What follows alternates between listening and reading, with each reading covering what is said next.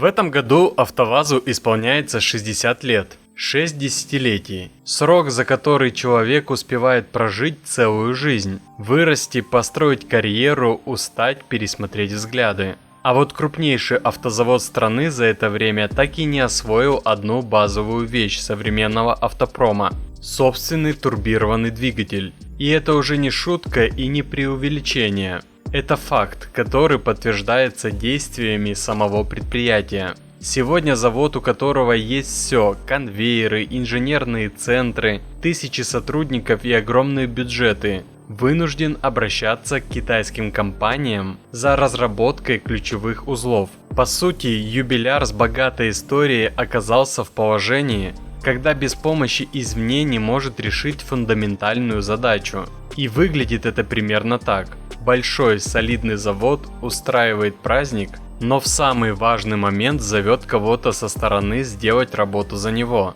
Самое интересное с этой историей даже не сам факт зависимости, а контраст. Те самые китайские компании, которым сегодня идут за технологиями, еще в 90-х находились на совершенно другом уровне. Пока в Тольятти выпускали вполне современные по тем меркам автомобили, в Китае многие производители только начинали свой путь с простой техники, иногда даже с сельскохозяйственной.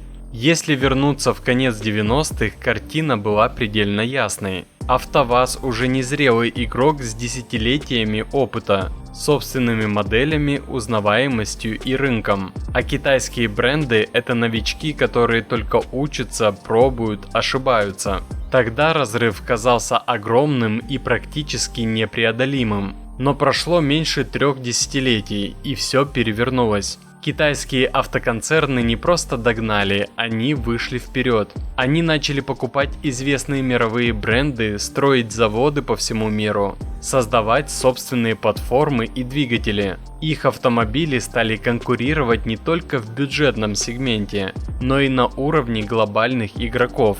Хочешь увидеть реальные цифры по китайцам и АвтоВАЗу, которые не озвучивают в СМИ, переходи в Telegram без цензуры, ссылка в описании. А что в это время происходит с АвтоВАЗом? Здесь история куда сложнее и противоречивее. Были периоды, когда казалось, что завод наконец-то выходит на новый уровень. Особенно это стало заметно после прихода иностранного партнера в лице альянса Renault-Nissan. Этот этап можно назвать переломным. На конвейере появились новые стандарты качества, современные системы безопасности, улучшилась сборка, расширился список опций. Машины перестали выглядеть устаревшими на фоне конкурентов. Появились модели, которые действительно можно было рассматривать как достойный вариант в своем сегменте. Инженеры начали работать по международным стандартам, внедрялись новые процессы, контроль стал жестче. Это был период, когда завод не просто существовал, а развивался. И именно тогда у многих возникало ощущение, что наконец-то начинается новый этап. Но есть важный момент, который часто упускают. Этот прогресс был обеспечен не внутренними ресурсами, а внешней поддержкой. Завод учился, но не становился полностью самостоятельным. Он двигался вперед, но при этом опирался на чужие технологии и решения. И когда этот внешний фактор исчез, последствия проявились практически мгновенно. После 2022 года ситуация изменилась резко и болезненно. Производство оказалось зависимым от поставок, которые прекратились. Конвейеры остановились, потому что цепочки были выстроены по другим условиям. И стало очевидно, что без внешней поддержки система не работает. Дальше началась срочная перестройка. Нужно было быстро найти альтернативы, чтобы запустить производство. И здесь приоритеты изменились. Если раньше ключевым критерием было качество, то теперь на первый план вышла доступность и возможность поставок. Результат оказался предсказуемым. Машины стали другими. И это заметили не только эксперты, но и обычные владельцы. Разница между автомобилями, выпущенными до и после переломного момента, стала слишком заметной, чтобы ее игнорировать. Сегодня значительная часть компонентов приходит из Китая. коробки передач, электроника, элементы подвески, система управления.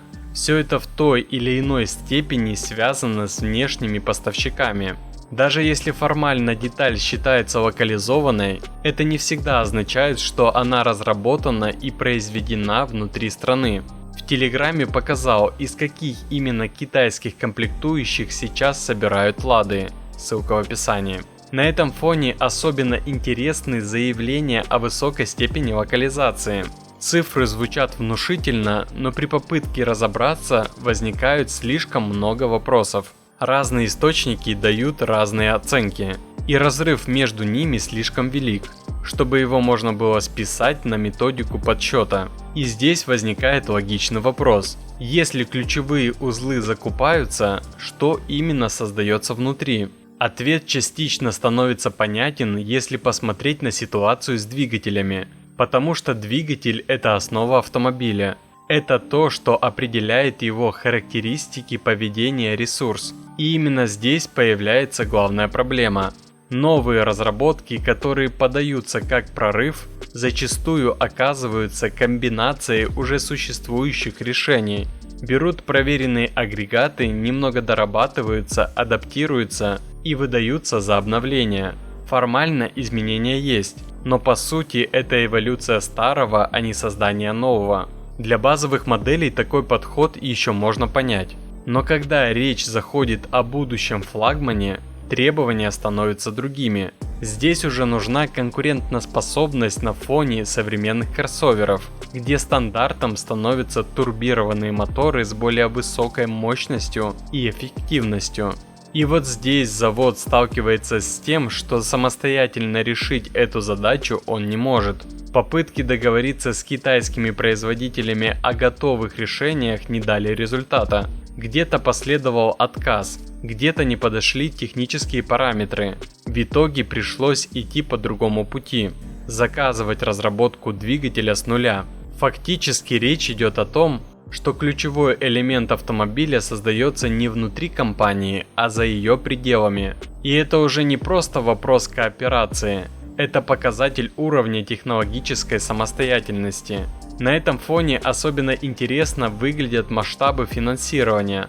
На развитие предприятия выделяются сотни миллиардов рублей. Это огромные деньги, сопоставимые с бюджетами целых отраслей. Если перевести эти цифры в более понятные категории, становится ясно, что речь идет о ресурсах, которых достаточно для серьезного технологического рывка. На эти средства можно было развивать собственные разработки, создавать новые платформы, инвестировать в инженеринговую школу. Но реальность выглядит иначе. Значительная часть ключевых решений по-прежнему приходится извне. И в итоге складывается довольно простая, но неприятная картина. Завод, который когда-то создавался как основа национального автопрома, постепенно превращается в площадку по сборке автомобилей из импортных компонентов. Самый жесткий инсайт, сколько реально денег уходит и куда, разобрал в своем телеграм-канале. Там цифры, от которых становится не по себе, ссылка в описании. При этом рынок внутри страны защищен. За счет пошлин и сборов конкуренция ограничена. И это создает комфортные условия для продаж. Но у такого подхода есть обратная сторона. Потребитель оказывается в ситуации, когда выбор ограничен. И спрос формируется не только за счет качества продукта, но и за счет отсутствия альтернатив. В таких условиях легко создавать иллюзию успеха. Продажи есть, машины покупают, значит все хорошо. Но если убрать защитный барьер и открыть рынок, картина может измениться очень быстро. И вот здесь возникает главный вопрос. Не про завод, не про цифры и не про отчеты, а про обычного человека, который выбирает автомобиль. Если завтра условия изменятся и выбор станет действительно свободным, изменится ли поведение покупателей? Останется ли текущий уровень спроса? Или окажется, что он во многом был сформирован искусственно? Ответ на этот вопрос и есть главный показатель реального положения дел. А больше автоновостей, инсайдов и юмора вы найдете в наших Рутуб, ВК и Телеграм каналах. Подписывайтесь, ссылки в описании. Ну и шутка на прощание. АвтоВАЗ можно сравнить с человеком с мертвым мозгом, жизнь которого поддерживают искусственно и принудительно. Родственники говорят: отключите его, не мучите. Доктор говорит, что тогда медсестры потеряют работу.